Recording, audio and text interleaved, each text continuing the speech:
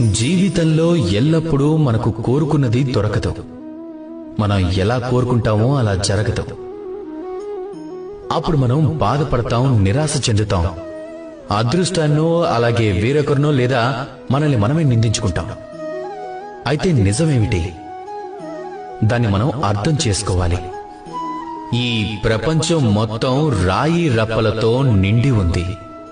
ప్రతి ప్రదేశంలో మనకు చిన్న చిన్న కంకర దొరుకుతుంది. దాన్ని తప్పించుకునే అవకాశమే లేదు. ఇప్పుడు ఈ విషయం మనందరికీ తెలుసు. దాని ప్రకారమే మన జీవితంలో కూడా ఈ సమస్యలనేవి ఉంటాయి. కనుక వాటి నుంచి ఎవ్వరూ తప్పించుకోలేరు. ఒక సమస్య పరిష్కారం కాగానే రెండో సమస్య వస్తుంది.